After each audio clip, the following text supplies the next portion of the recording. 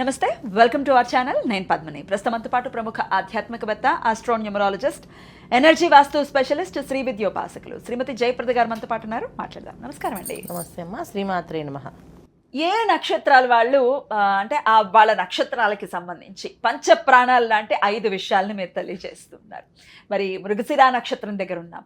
మృగశిరా నక్షత్రానికి వాళ్ళు ఏ దైవాన్ని ఖచ్చితంగా జీవితాంతం వాళ్ళు కొలవాల్సి ఉంటుంది, ఏ క్షేత్రం వీళ్ళకి ఖచ్చితంగా ఆ క్షేత్రానికి వెళ్తే యోగించేటటువంటి పరిస్థితి ఉంటుంది. అలాగే ఇంట్లో వాస్తుపరంగా వాళ్ళు తీసుకోవాల్సిన ఏ దిశకి వాళ్ళు చెందిన వాళ్ళు అయి ఉంటారు, అక్కడ ఎటువంటి జాగ్రత్త తీసుకోవాలి, అలాగే ఏ గ్రహం వీరికి యోగిస్తుంది, ఏ దశ వీరికి యోగిస్తుంది, ఇవన్నీ అంటే ఈ పంచ ప్రాణాలు 5 విషయాల్ని మీరు తెలియజేస్తున్నారు. మరి మృగశిరా నక్షత్రం గురించి ఒక్కసారి మీ ద్వారా. తప్పకుండా. మృగశిర నక్షత్రానికి అధిదేవత మనకి కుజుడు. కాకపోతే నక్షత్రానికి ఉండే మారు పేరు ఏంటంటే దేవతా రూపంగా మనం కొలుచుకుంటే సోముడు అంటే శివుడు, సోమనాథేశ్వర స్వామి ఆలయం, అవి మనకి బాగా కలిసి వస్తాయి. అయితే ఈ నక్షత్రానికి దశలు అంటే మాత్రం ఇక్కడ 2 వస్తాయి ఇక్కడ మనకి. ఎందుకంటే నక్షత్రంలో 1-2 పాదాలు వృషభ రాశిలో ఉంటాయి, అది శుక్రుడు అధిపతి. మిగతా 3-4 పాదాలు మిథున రాశిలో ఉంటాయి, బుధుడు అధిపతి.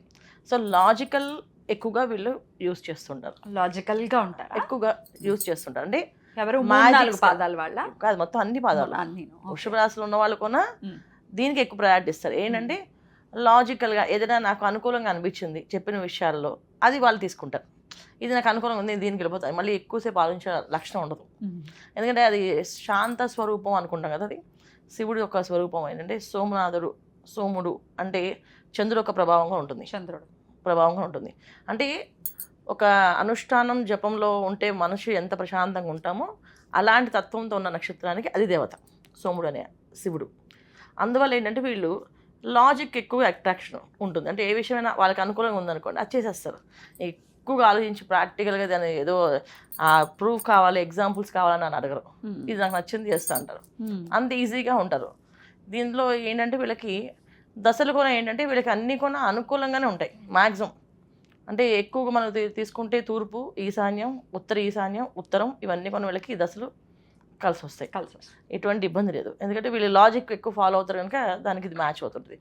ప్లస్ ఏంటంటే ఎక్కువ పాజిటివ్గా ఆలోచిస్తారు. ఏ విషయమైనా నెగిటివ్గా ఎందుకు ఆలోచించాలి, ఏదో ఒకటి పాజిటివ్ తీసేసుకుని అందులో మన నచ్చిన ఒక విషయం తీసుకుని వెళ్ళిపోవచ్చు కదా, ఎందుకు టూ మచ్ అనాలిసిస్ చేయాలనే తత్వం ఉంటుంది అది. సో కొంతమంది దీన్ని తామరాకు మీద నీటి బొట్టులాగా ఉంటారు వీళ్ళు. ఏ విషయాన్ని లోతుగా వెళ్ళరు, అలా అంటి ముట్టినట్టుగా ఉంటారు. అలా అంటే ఎలాగ కొంచెం దాని గురించి తెలియాలి కదా, డెప్త్ అని అనుకుంటారు. వీళ్ళు డెప్త్ తెలుసుకునే అవసరం లేదు, లాజిక్ నాకు మ్యాచ్ అయితే నేను వెళ్ళిపోతాను అని చెప్తాను తత్వం ఉంటుంది కనుక. వీళ్ళు ఇలాంటి మనస్తత్వం ఉన్న వాళ్ళకి తూర్పు ఈశాన్యాలు చాలా బాగా మ్యాచ్ అవుతాయి, ఇబ్బంది లేదు. సో ఏ రంగాల్లో అయినా వీళ్ళు ఈజీగానే రాణిస్తారు. ఎందుకంటే వాళ్ళకి కావాల్సిన లాజికే ఎప్పుడు కూడా. సో జీవితం ఏంటో, నెక్స్ట్ జన్మ ఉందా లేదా, ఈ జన్మలో ఎంత పాపం చేస్తాం, ఆ జన్మలో ఎంత పాపం చేస్తుంటామో, ఇలాంటివి అసలు ఏమి ఉండవు వాళ్ళ దగ్గర. ఓన్లీ ఇప్పుడు ఏం చేసాం, ఇప్పుడు నన్ను ఏం చేయమంటారు స్వామి అని అడుగుతారు. ఎవరన్నా అడిగితే సరే ఇప్పుడు అవన్నీ వద్దు, ఇప్పుడు మమ్మల్ని ఏం చేయమంటారు అడుగుతారు. ఇది చేయండి అంటే అది చేసుకుని వెళ్ళిపోతారు, అంతే సింపుల్. అంత ఈజీగా మూవ్ అయిపోతుంటారు. సో అందుకని వీళ్ళకి అన్ని కళలు అన్ని రంగాల్లో కూడా రాణించే అవకాశం ఎక్కువగా ఉంటుంది. సో ఏది బాగుంటుందంటే 100% వీళ్ళకి తూర్పు ఈశాన్యాలు చక్కగా తీసుకోవాలి వాస్తుపరంగా. దైవం ఆల్రెడీ చెప్పారు సోముడు అధిపతిగా ఉన్నాడు, అంటే చంద్రుడు రిలేటెడ్ శాంత స్వరూపమైన శివాభిషేకము, శివాలయాలకు వెళ్ళడము, తర్వాత సోమనాథ క్షేత్రానికి వెళ్ళడము. వీళ్ళకి అదే దేవత, నక్షత్రానికి అదే దేవత మనం తీసుకుంటే సోమనాథ క్షేత్రం, ఆ క్షేత్రానికి వెళ్ళి దర్శనం చేసుకొని రావడం, ప్రశాంతమైన వాతావరణానికి ఉండడానికి. వీళ్ళు ప్రశాంతంగా ఉండలేరు కానీ వీళ్ళు చేసే పనులన్నీ ప్రశాంతంగానే ఉంటాయి. అంటే వీళ్ళు ఏదైనా లాజిక్ తీసుకుంటారా, అది సింపుల్గా అయిపోవాలి, 2 నిమిషాలు అయిపోవాలని చెప్పేసి. సో అభిషేకం చేయాలి అంటే కూర్చొని ఎంతసేపు కూర్చోవాలి అని ఆలోచిస్తుంటారు. సో అది ఏంటంటే వీళ్ళన్నీ కూడా సింపుల్ వైజ్ వెళ్ళాలి అనే ఆలోచన తత్వం ఉండడం ఏంటంటే మనసులో మాత్రం మంచి ఉద్దేశం, బయటికి కొంచెం ఆ తత్వం మనకి ఏంటంటే కొంచెం కమర్షియల్గా కనిపిస్తారు. ఏంటంటే సింపుల్గా అయిపోవాలి, పూజ కూడా అంత సింపుల్గా ఎలా అవుతుందని చెప్పేసి. కానీ వాళ్ళ ఆలోచన ఏంటంటే మనం భగవంతుడితో చేయాల్సిన కార్యక్రమం ఏదవుతుందో మనం మనస్ఫూర్తిగా దండం పెట్టుకున్నాం, అయిపోయింది, ఇంకా ఆయన ఇది చేసాం అది చేసాం ఆయన చూడరు ఆయన, కానీ మనం చేసింది ఏంటి, సేవ చేసాం అయిపోయింది అని చెప్పి ఆయన లక్ష్యం ఉంటుంది. అందువల్ల వీళ్ళని ఒక విధంగా చెప్పాలి అంటే అన్ని రంగాల్లో రాణించగలరు, ఇబ్బంది ఏం లేదు. ఇక దశల గురించి మాట్లాడుకుంటే మృగశిరకి వింశోత్తరి కుజుడితో స్టార్ట్. మరి ఈ కుజుడికి మరి వీళ్ళకి ఏ గ్రహంతో అంటే సత్సంబంధాలు ఉంటాయి, ఈ గ్రహం గనక మీకు బాగుంటే చాలా బాగుంటుంది, ఇంకా లైఫ్ అంతా బాగుంటుందని చెప్పే విధానం ఏదైనా ఉంటుంది? ఖచ్చితంగా వీళ్ళకి ఏంటంటే వృషభ రాశిలో ఉంటాయి. తర్వాత మిథున రాశిలో ఉంటాయి. 1-2 పాదాలు వృషభ రాశి, 3-4 పాదాలు మిథున రాశి. ఈ రెండింటికి అధిదేవతలు ఎవరైతే ఉన్నారో వీళ్ళకి న్యాచురల్గా కుజ మహాదశ స్టార్ట్ అవుతుంది కనుక రాహు బాగుంటే కనుక ఖచ్చితంగా బ్రహ్మాండంగా బాగుంటుంది, రాణించేస్తుంది, ఇబ్బంది లేదు. గురువు కొన వీళ్ళ జాతకానికి యోగకారకుడు అయితే వచ్చేది గురు మహాదశ, అది కూడా బాగుంటుంది జనరల్గా. ఇక్కడ శని మహాదశ అది కొంచెం ఒక్కొక్కసారి ట్రిపికల్గా ఉంటుంది. అంటే ఈశ్వరుడు అది ఆధీనం ఉన్నప్పుడు శనేశ్వరుడు అనుగ్రహిస్తాడు అక్కడ. కాకపోతే ఏంటంటే ఒక్కొక్కసారి శనేశ్వరుడు అనుకూలంగా లేదు వాళ్ళ జాతకాన్ని, లగ్నానికి లగ్న భావం చూసుకోవాలి, దశభావం కాకుండా. సో దశభావంలో ఉండేటప్పుడు శని భగవాన్ కూడా యోగకారకుడే, ఎందుకంటే వృషభ రాశికి ఆయన అధిపతి. సో ఎందుకంటే శుక్రుడు శని ఇద్దరు కూడా మిత్ర రాశులు, అలాగే బుధుడు శనేశ్వరుడు కూడా మిత్ర రాశులు కింద లెక్క. సో ఈ 2 కాంబినేషన్స్ వీళ్ళు కలిసి వస్తుంది. ఒకవేళ ఇన్ కేస్ కలవకపోతే మాత్రం అది ఇబ్బంది. సో 40 years వరకు లైఫ్ హ్యాపీ ఉంటుంది, ఆ తర్వాత నుంచి ప్రాబ్లమ్స్ స్టార్ట్ అవుతాయి వీళ్ళకి.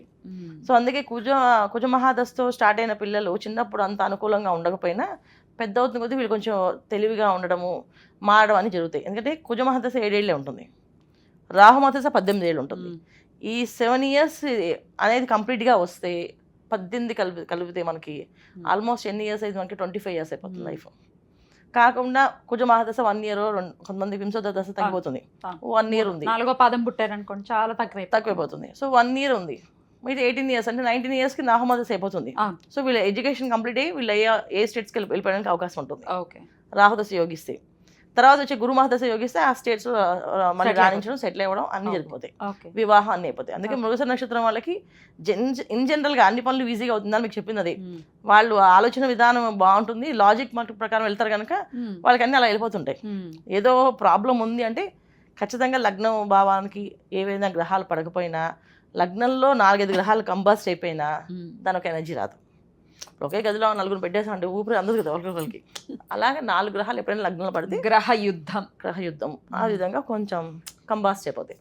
దానివల్ల వచ్చే ఇబ్బందులు ఏంటంటే దాని ఒక ఎనర్జీస్ మనకు అంతం, దానివల్ల నాశనం అయిపోతుంది లైఫ్ అంతా. అంటే తిరుగుతూ ఉంటారు, ఒక స్టాండ్ వేసి సైకిల్ తొక్కితే గమ్యం చేరుకోం కదా, అలా తొక్కుతూనే ఉంటారు వీళ్ళు, అది లైఫ్ వాళ్ళది. రైట్. అయితే మరి మీరు చేసుకోవాల్సినటువంటి పరిహారాలు ఏంటంటే ఖచ్చితంగా శ్రీం నమశివాయ అనే మంత్రం ఎక్కువగా చేయడం. శ్రీం నమశివాయ, శ్రీం నమశివాయ, ఓం నమశివాయ వింటాం మనం, కానీ శ్రీం నమశివాయ.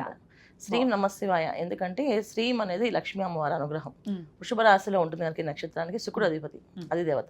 తర్వాత మిథున రాశికి లక్ష్మీనారాయణుడు అధిదేవతలు, ఎందుకంటే మిథున రాశికి బుధుడు విష్ణు ప్రియుడు ఆయన. సో విష్ణువుని పూజించాలంటే లక్ష్మీ అనుగ్రహం ఉంటేనే విష్ణుమూర్తి మనల్ని చూస్తాడు. మనం ఏం చేసిన పూజ ముందు లక్ష్మీతో స్టార్ట్ అయితేనే లక్ష్మి నారాయణుడు ఒక అనుగ్రహం కలుగుతుంది. అందుకే శ్రీం నమశివాయ అనే మంత్రం చేస్తే వీళ్ళకి అమ్మవారు ఒక అనుగ్రహం కలుగుతుంది, స్వామివారు ఒక అనుగ్రహం కానీ కలుగుతుంది వీళ్ళకి. సో చేయొచ్చు శుభ్రంగా, లైఫ్ లాంగ్ చేసుకోవచ్చు హ్యాపీగా. శ్రీం నమశివాయ మంత్రాలు రోజుకి 3 నిమిషాలు చేసి పొద్దున్న లేచి బయటకు వెళ్తే వాళ్ళకి అన్ని పనులు విజయవంతం అవుతుంది. చాలా అద్భుతంగా తెలియజేశారండి. ఇక నెక్స్ట్ వీడియోలో ఆరుద్ర నక్షత్రం గురించి తెలుసుకుందాం. థ్యాంక్ యూ అండి. నమస్తే. శ్రీమాత్రే నమః.